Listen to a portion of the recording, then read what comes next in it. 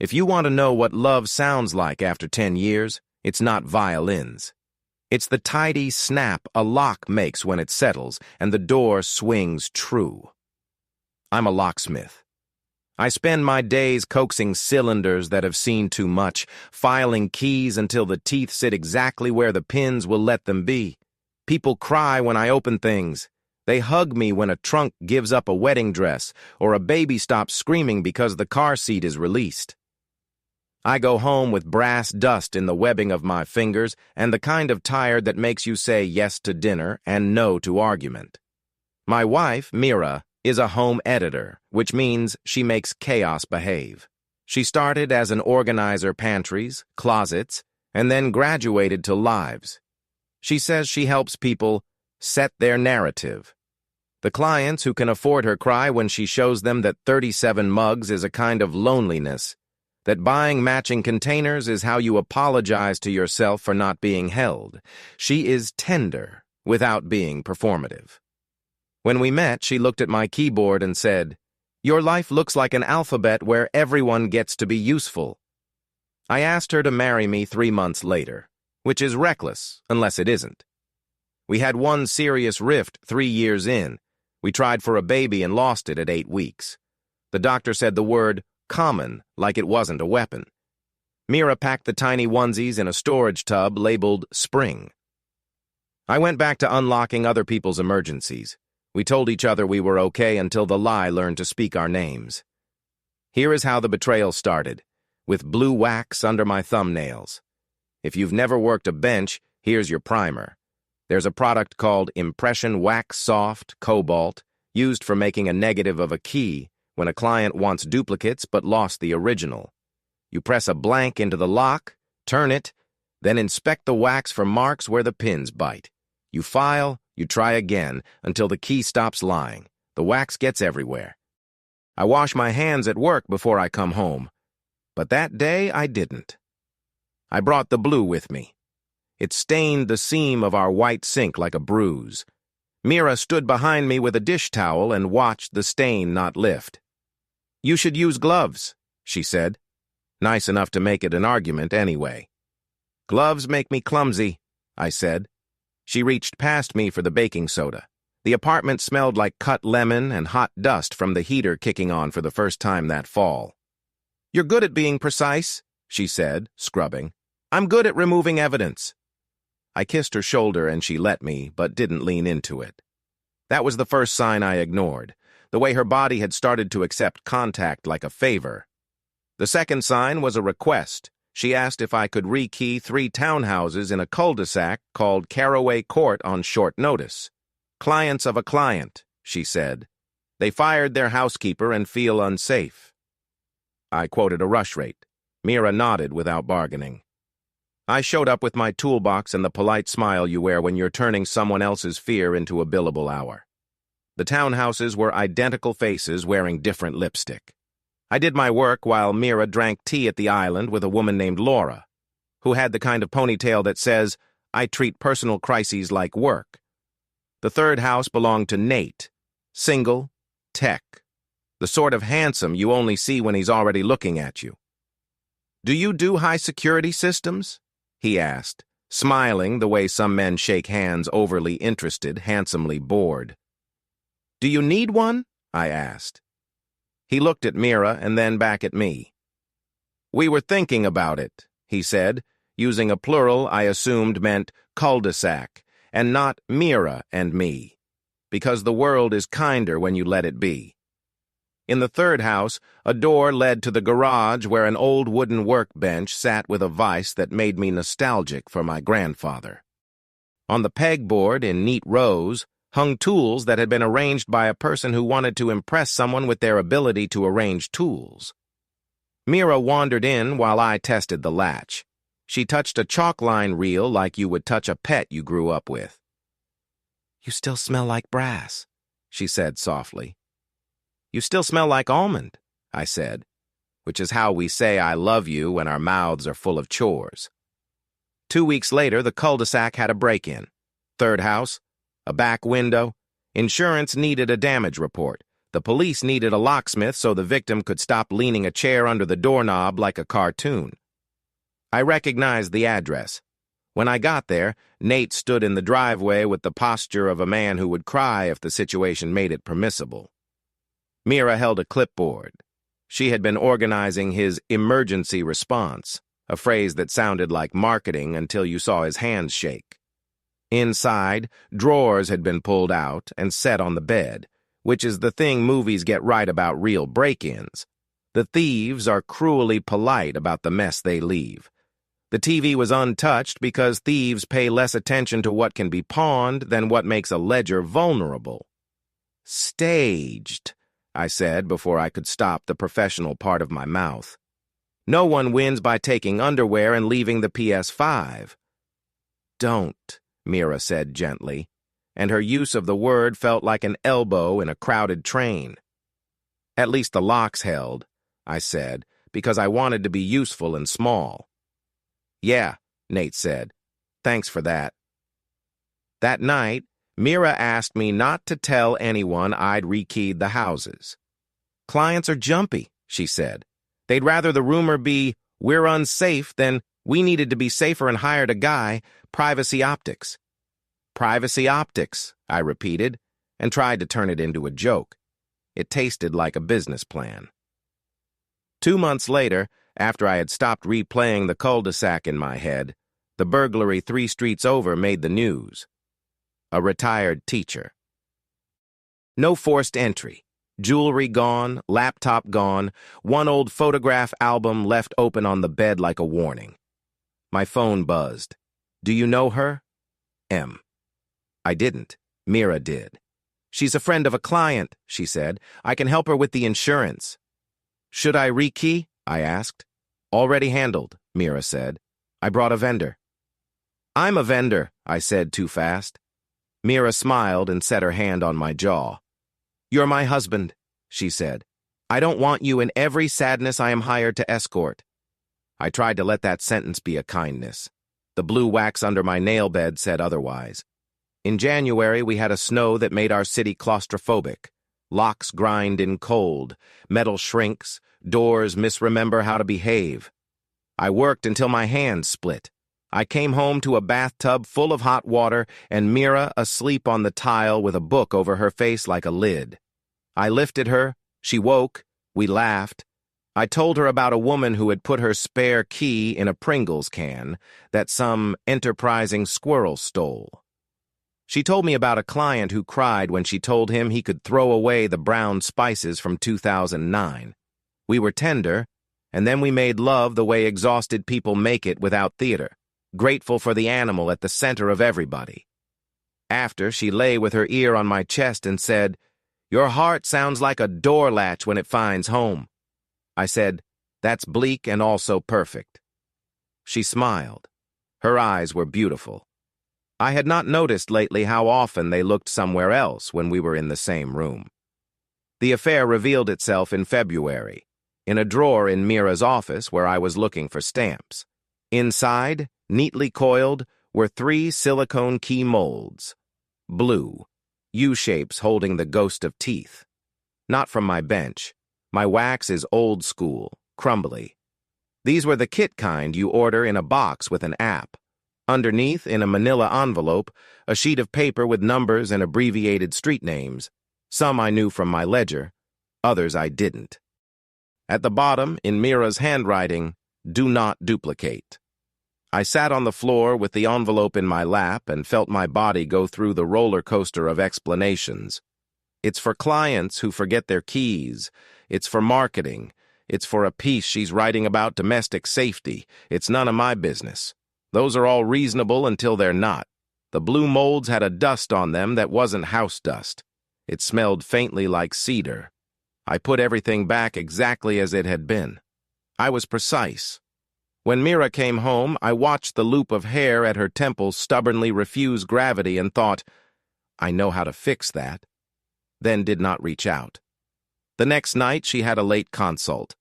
I said I'd stay up. She said don't. She had a key. At midnight, she texted, Storm delayed me. Sleep. No punctuation again. I fell asleep on the sofa fighting the urge to drive to every address in the envelope. At 3:04 a.m., my phone vibrated with the silent alarm I forgot I'd set for the cul-de-sac job. It's a thing I do for old ladies after rekeys, a courtesy check after a burglary just to verify no one has used the old key to slip in. The alert now said, "Back door opened. Caraway, Cot 3, 03.02. I pulled on boots and drove through the empty city with the sense that my life was a room I'd been tricked into thinking had one door. At Caraway 3, the porch light was on. The snow was stepped on by 2 sets of feet. The back door was closed. I used my master to test the lock. It surrendered like someone who wanted to be forgiven. Inside, the kitchen smelled like oranges and heat. In the living room, there was a glass on the table with a blue ring under it from a coaster that had recently confessed that it was decorative. "Hello?" I said, because I'm not a burglar even when I'm hunting one. Mira stepped out of the hallway with her palms up like a person calming a dog. "We are not the kind of people who stage scenes. We are the kind who have them." She looked like a person who had been kissed while standing, which is a very specific look if you know it. Behind her, down the hallway, a shadow moved. The small motion a man makes when he is deciding how brave he is in someone else's house. "It isn't what—" she started, and then stopped, because it was exactly that. Nate stepped forward. He was barefoot and not ashamed and not proud. "I asked her to come," he said. "No," I said gently. "You asked her to install herself." My mouth performs grace under pressure. My chest becomes an unsafe workplace. Mira's face changed like someone had opened a window in it. "It's not just him," she said, and the sentence landed in the room like a new wall. "It's not anyone the way you mean. It's me. It's the way I became a person who needed to be necessary." I left without slamming a door, which felt like an accomplishment I didn't want. At home, I sat at the kitchen table and inspected my hands like they could tell me how to open the next lock. Mira came in at 6 with cafe coffee because she always thinks food is a form of apology. She set the cup down across from me like a passport. "Say it," I said. "I made duplicates," she said. "I told myself it was for safety, for old clients who locked themselves out, for women leaving men, for emergencies. Then I told myself it was for what happens after emergencies, for being the hero in the part nobody sees. Then I stopped telling myself the whole truth, and I started telling it to men who wanted the story to include them. And to insurance adjusters," I added, because the ledger in the drawer hadn't been poetry. "And to break-in reports." "It was never cash," she said quickly, as if that made it less like fire. "I didn't take money to stage anything, I—" "Coached fear," I said, "and installed yourself where it would be grateful." She put both hands on the table. Her fingers shook. "I am sorry," she said, which is a sentence that means too many things at once. "I don't expect—" "Forgiveness," I finished, because we share a language even here. "I expect details." She told me. She told me about the first time she used a mold Laura, the ponytail, hiding a spare outside after firing a housekeeper. Mira, telling herself she was protecting a woman who would call her at 2 in the morning rather than call the man she didn't trust. She told me about the neighbor with the violent ex, a night she had every right to be in a house unlocking safety.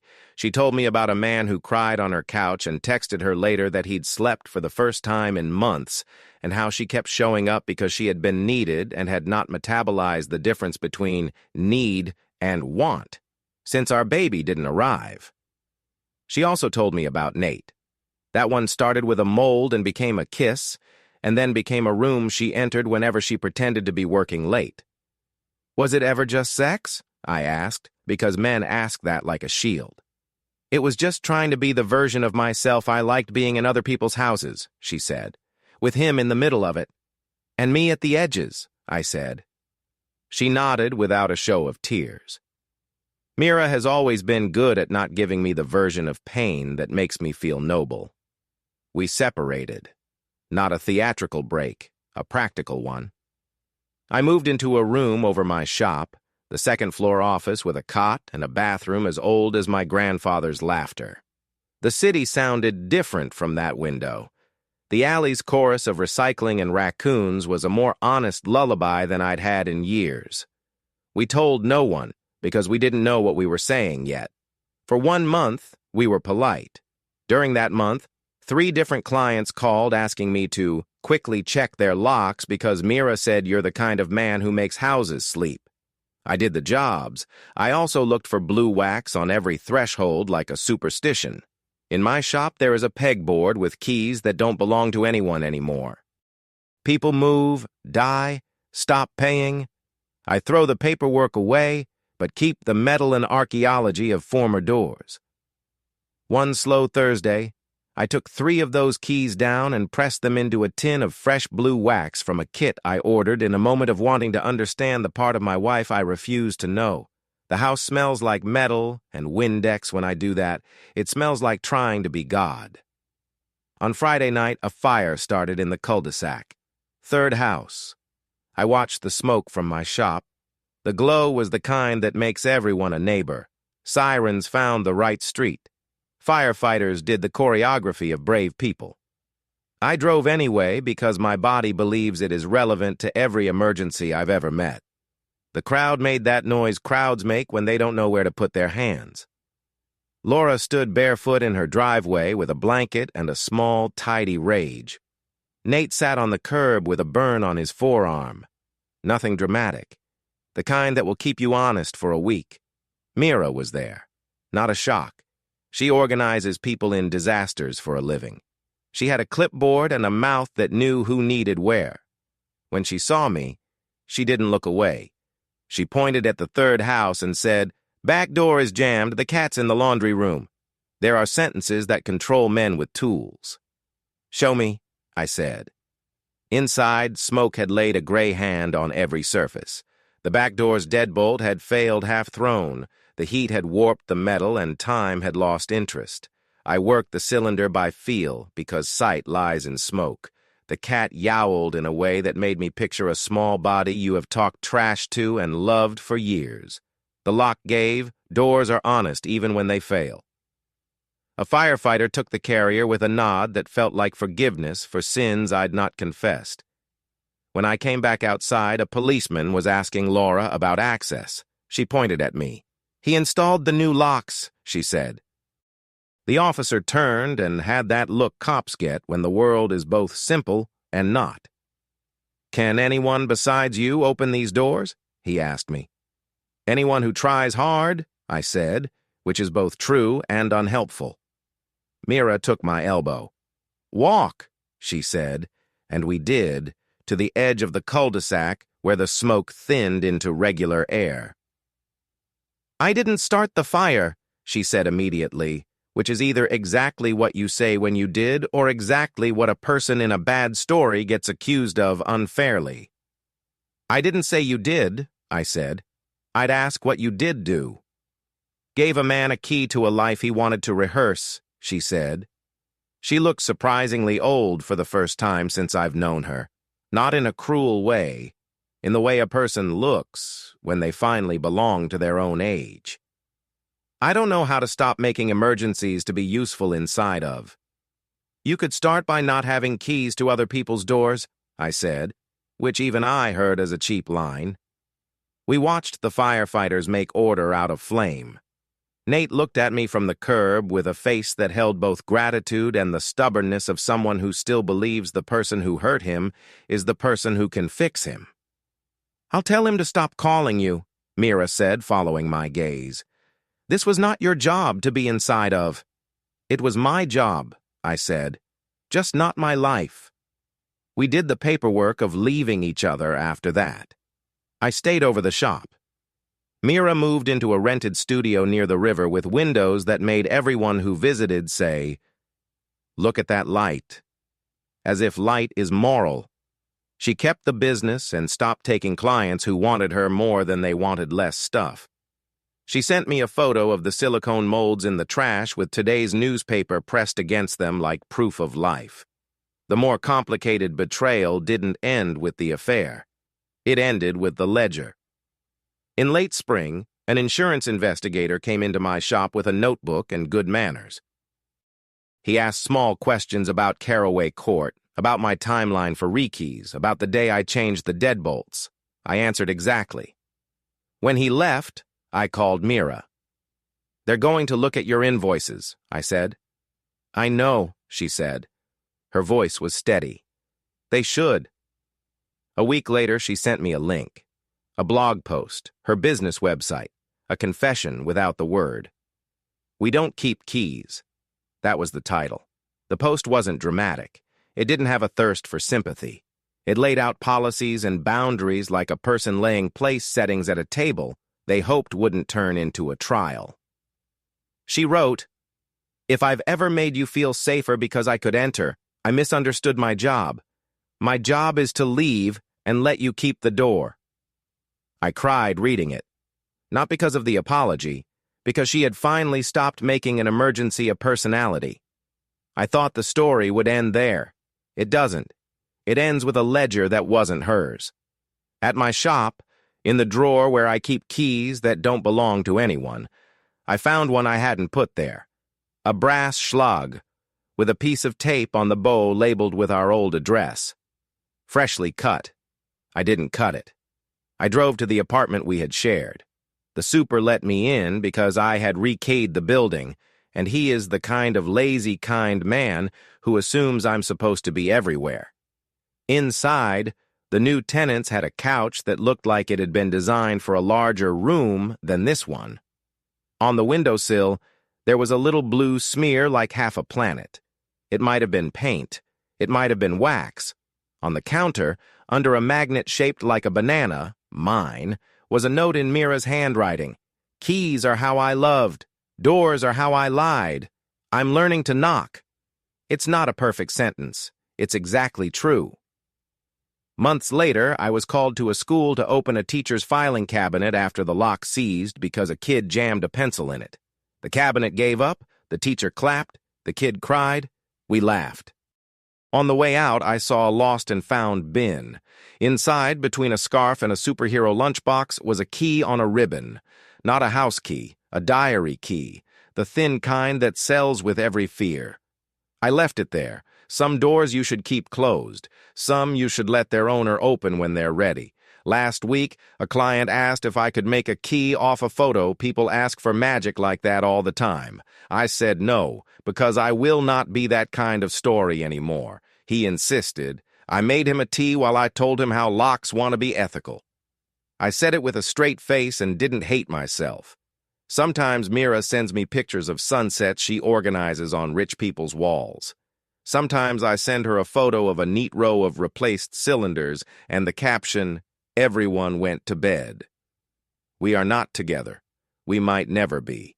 She is seeing someone, a woman who runs a shelter for teenagers who think couches are homes. I am dating a paramedic who knows the difference between an emergency and an emergency-shaped person. We are both learning to knock. If you came here for punishment, I don't have it. If you need a villain, go listen to a podcast where the narrator has already decided who that is. I am not selling absolution. I am selling keys that open things people meant to open and locks that stay put when they should.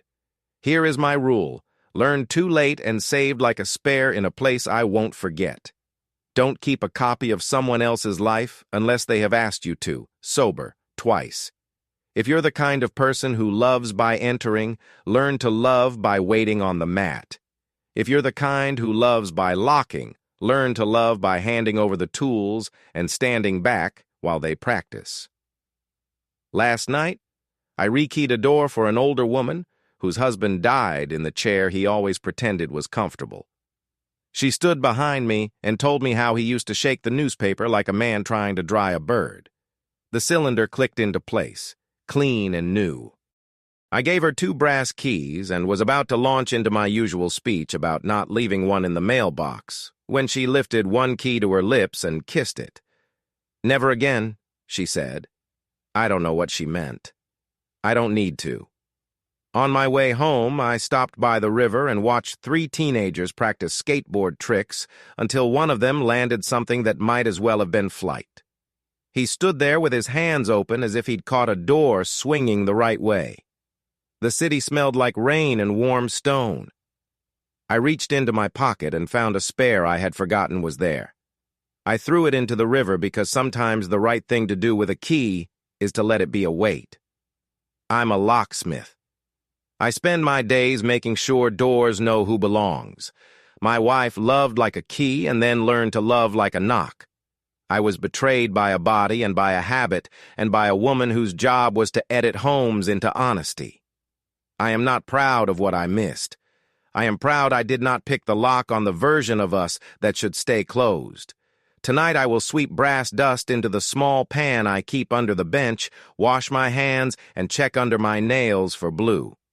If it isn't there, I will sleep. If it is, I will call the person I am trying to be and tell him the truth before the door swings all the way shut. That, I have learned, is how you stop lying with love. If you made it to the end of this story, thank you. It means a lot. New stories like this one are posted every single day, so make sure you subscribe to the channel and turn on the notification bell so you never miss one. And if this story touched you, please give it a like. It really helps more people find our content.